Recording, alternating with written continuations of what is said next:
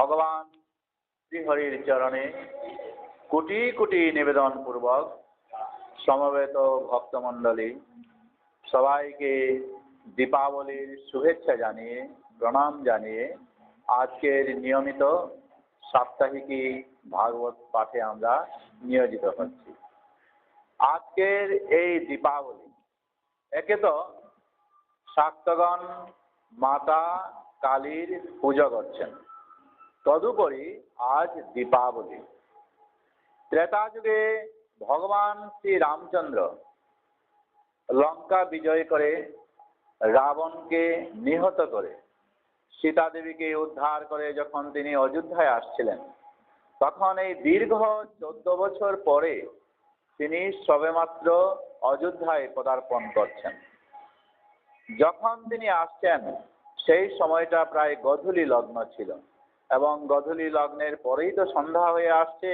তাই গোধূলি লগ্নে সবাই তখন অযোধ্যাবাসী বেরিয়ে পড়েছেন, আর বেরিয়ে পড়ে তারা সন্ধ্যা হয়ে হয় এমন অবস্থায় প্রত্যেকেই দীপ জ্বালিয়ে রামচন্দ্র, লক্ষ্মণ এবং সীতা দেবীকে তারা অভ্যর্থনা আপ্যায়ন করছিল।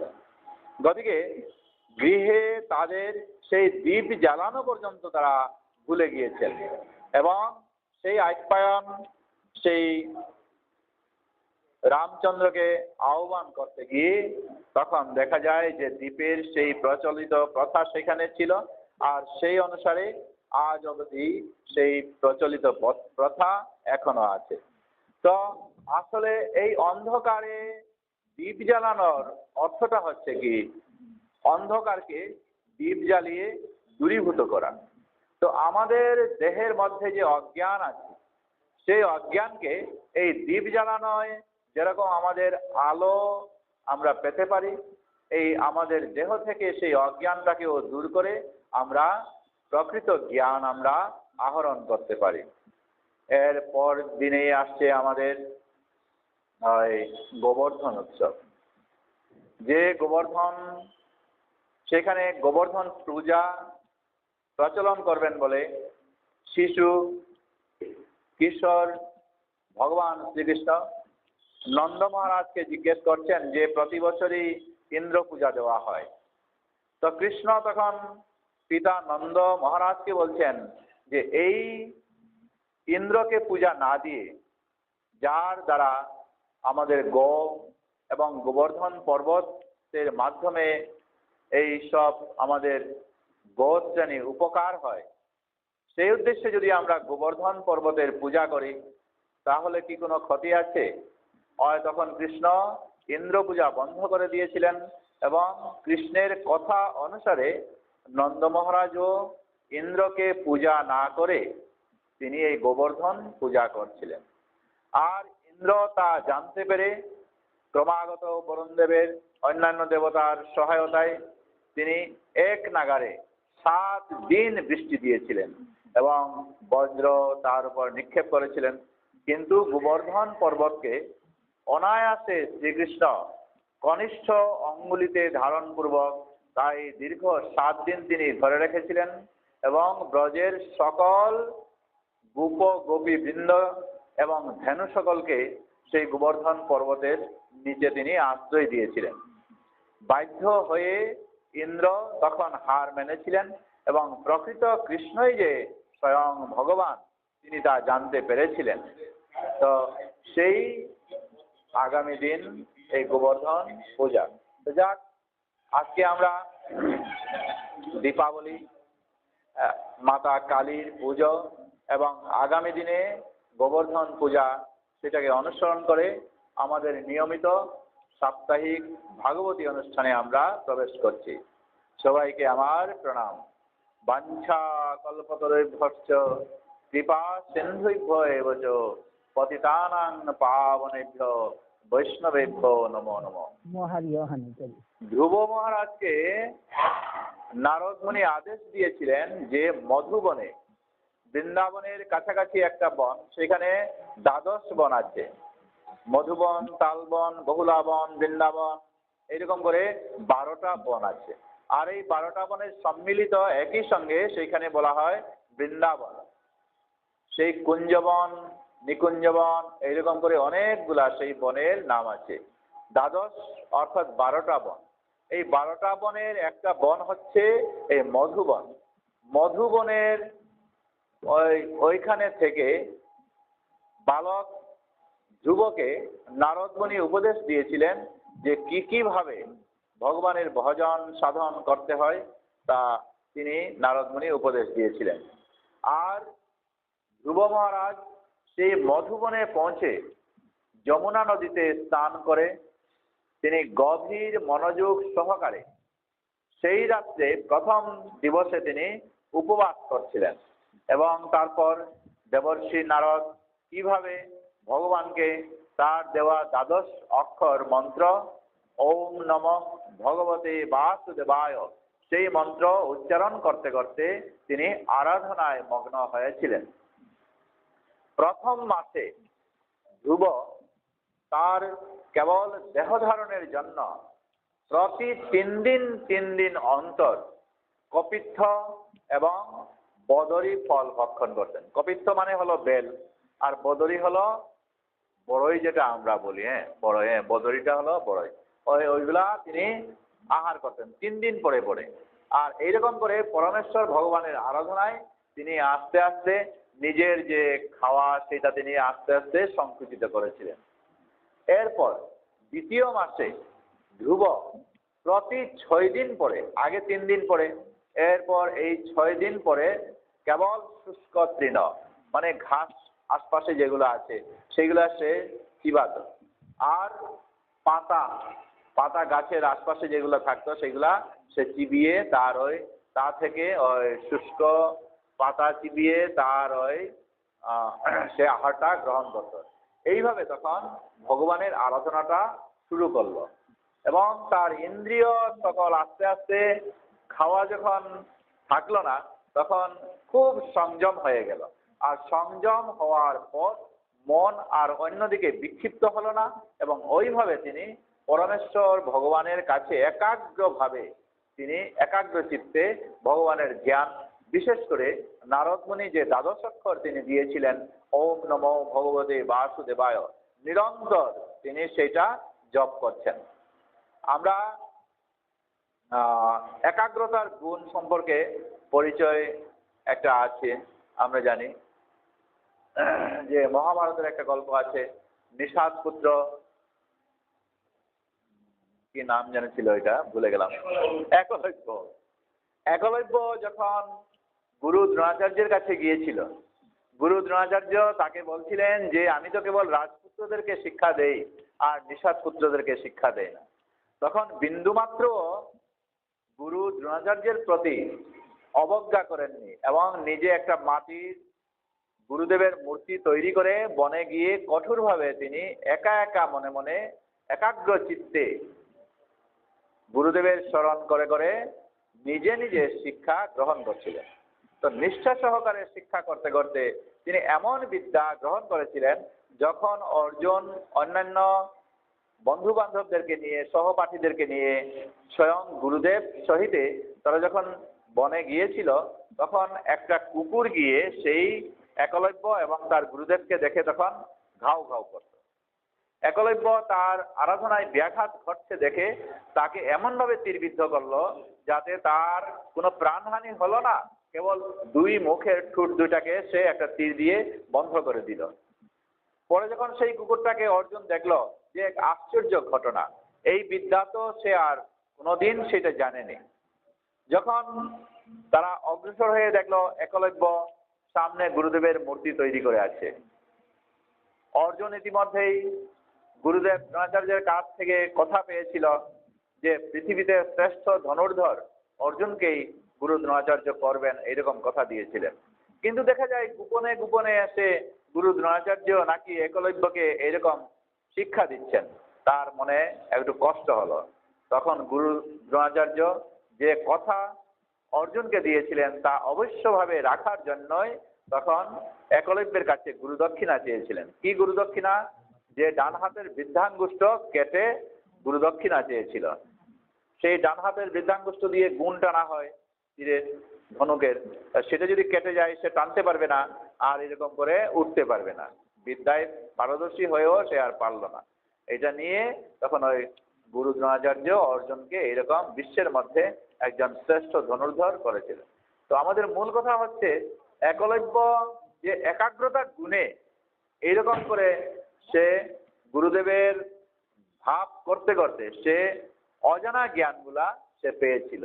তো ঠিক সেই রকম করে বালক ধ্রুব একে তো দেখিয়ে দিয়েছিলেন নারদ মুনি যে দ্বাদশ অক্ষর, সেই ওম নমো ভগবতে বাসুদেবায় তা উচ্চারণ করতে করতে এবং দেহের সেই শৈথিল্য আস্তে আস্তে তখন সম্পূর্ণ ছেড়ে দিয়ে ইন্দ্রিয় সব নিজের বশে এনে তখন অনাহারে অর্থাৎ 6 দিন অন্তর অন্তর সে এরকম করে ঘাসের পাতা গাছের পাতা এইরকম করে খেয়ে খেয়ে সে তখন এই ধ্যান করতে লাগলো।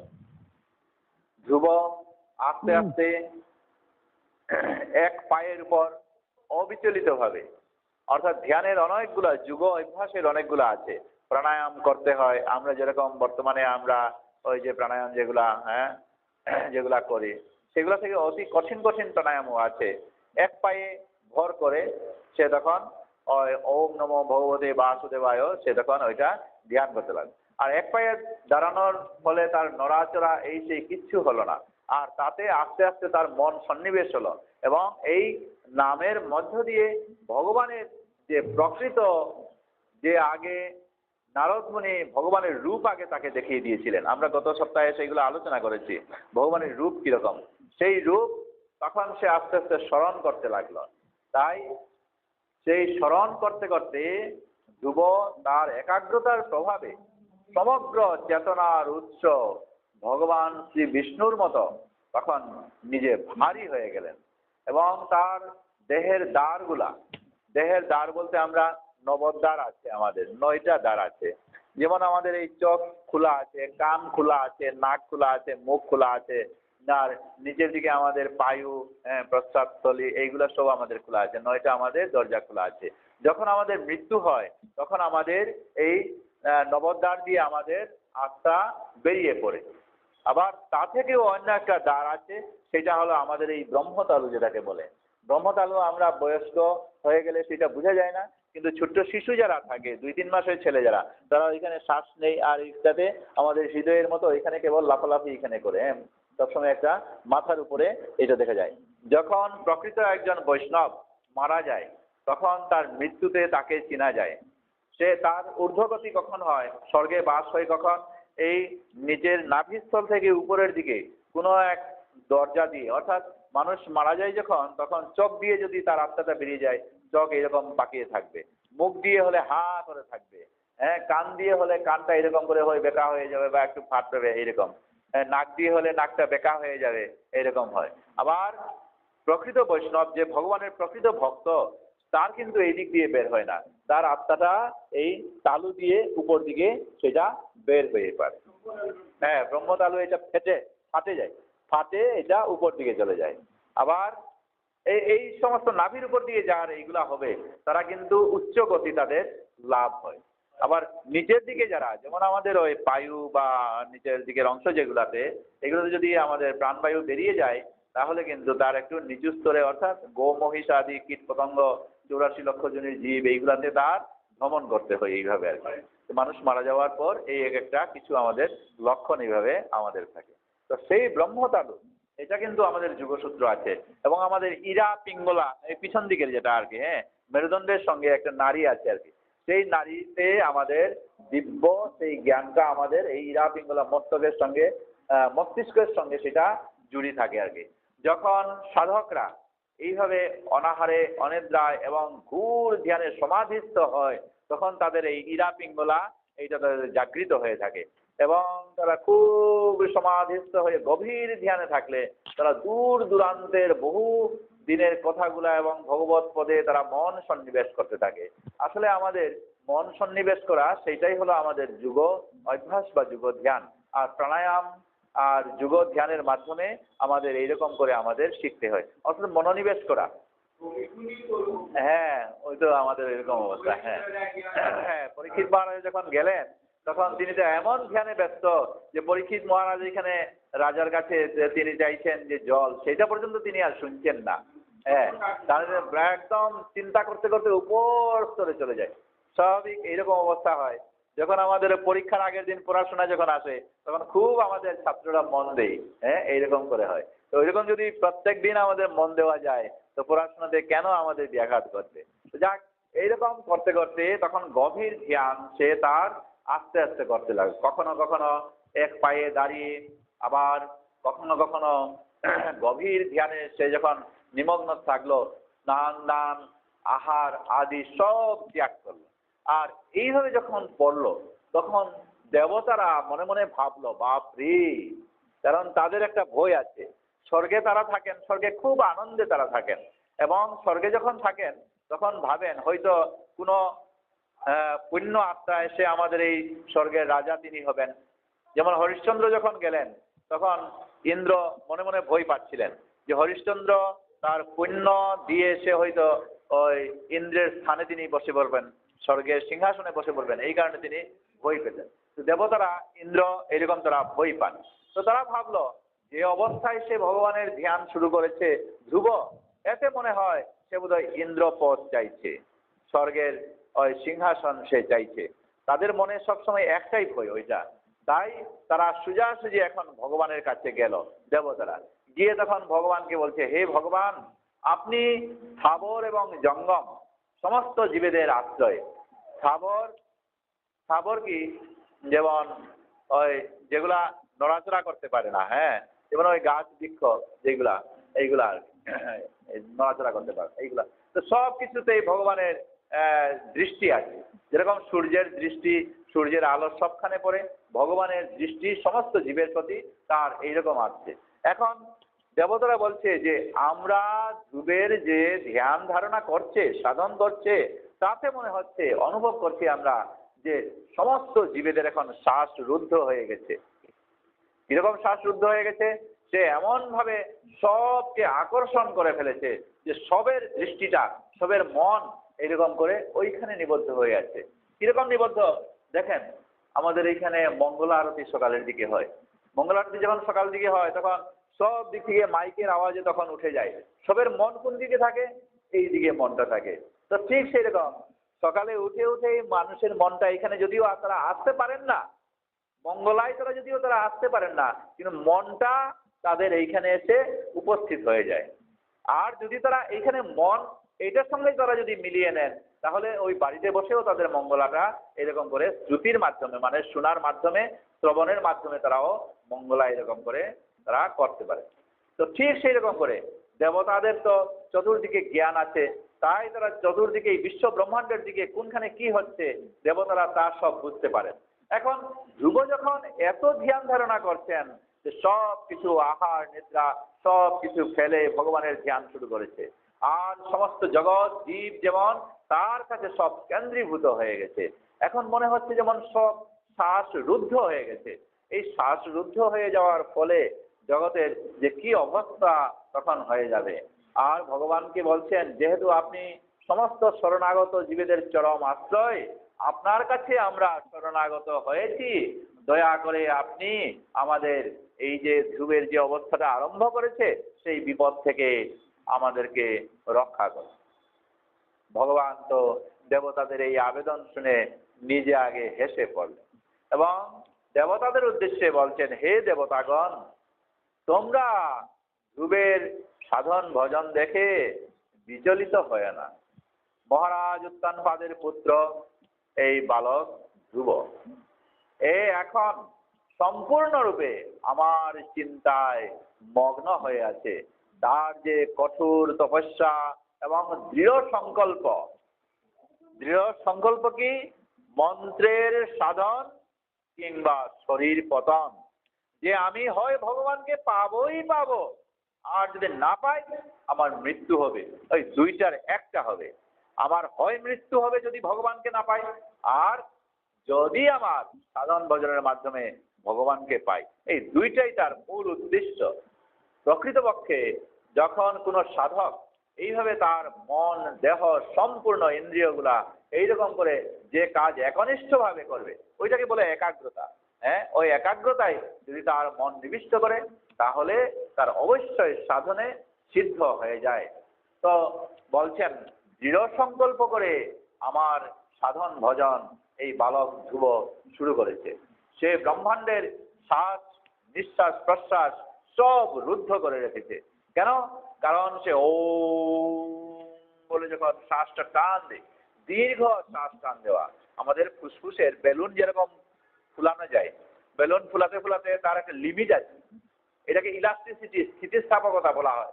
আর তা থেকে যদি আরো একটু বেশি করে ফুলানো হয় সেটা ফেটে যায়। তো ঠিক সেরকম যতটুকু তার শ্বাস হয় ফুসফুসের মধ্যে টান ও বলে টানতে টানতে কি হয়, আর এই টানের মধ্যে তখন মনে হচ্ছে সমস্ত বিশ্ব ব্রহ্মাণ্ডের বাতাস সে যেন টেনে নিয়ে যাচ্ছে। তার এত দৃঢ় সংকল্পের মধ্যে এই সাধন এই ভজন সমস্ত বায়ব যেন তার দিকে ঘূর্ণাবর্তের মতো সেই ওমকার ধ্বনিতে সেখানে চলে যাচ্ছে। তো এই যে কঠোর তপস্যা, এইটা থেকে তো কেউ নিরস্ত করতে পারবে না। সেখানে অনেক বন্য পশু আদি সেইগুলা চলে যাচ্ছে, সে তাদের দিকে কোনো ভ্রুক্ষেপও তারা করে না। এমনকি দেবতারা সেইখানে গিয়ে তার সামনে এরকম ডাকাডাকি কিচির মিচির তারা করছিল, এইটাতেও তার কোনো ভ্রুক্ষেপ নাই। কেন নাই? কারণ সে এমন ভাবে মন নিবেশ করেছে যে পাশের যে শব্দ, কোনো কিছু ডাকাডাকি কারো, এমনকি সামনে কি আছে, বিপদ সামনে আছে, এইটা পর্যন্ত সে আর উপলব্ধি করতে পারছে না। এত তার মন নিবেশ করেছে ভগবানের কাছে। তো এই অবস্থায় এখন কেউ গিয়ে এই ধ্রুবকে আর ধ্যান ভাঙাতে পারবে না, আমাকেই একমাত্র ধ্যান ভাঙাতে হবে। তাই আমি ওই ধ্রুবের কাছে আমি চলে যাব, তোমরা আর এই ধ্রুবের তপস্যা সম্পর্কে নিরস্ত হয় না, চিন্তা করো না, তোমরা চলে যাও। ভগবান তাদেরকে এইরকম করে নিরস্ত করে তিনি এখন ওই ধ্রুবের কাছে তিনি চলে যাওয়ার জন্য প্রস্তুতি নিলেন। আর একটু আগে যান। আচ্ছা, ওটাও কে আছে, ওইটাই কে আছে যে আমরা এখানে ওই এই সাড়ে চারটে হ্যাঁ আজকে তো বাকি আছে সাহেব, থাক এখানে। আমরা একটা স্কন্ধ এখানে শেষ হয়েছে, একটা এখানে থাক। ঠিক আছে, তাহলে থাক আজকের দিনে। তাহলে ভগবান স্বয়ং দেখেন, হ্যাঁ ঠিক আছে, ভগবান স্বয়ং এখানে ধ্রুব মহারাজের কাছে তিনি আর চলে যাচ্ছেন। তো তা অবধি আমরা এখানে বিশ্রাম করি। আমাদের আজকের এই ভাগবতের পাঠের অনুষ্ঠানটা আমরা এখানে বিশ্রাম। ওম যদাক্ষরং পরিভ্রষ্টং মাত্রাহীনং চ যদ্ভবেৎ পূর্ণং ভবতু তৎসর্বং তৎসর্বেষাং সর্বেশ্বর। হরে কৃষ্ণ কৃষ্ণ কৃষ্ণ হরে হরে, হরে রাম রাম রাম হরে হরে। ওম তৎসৎ।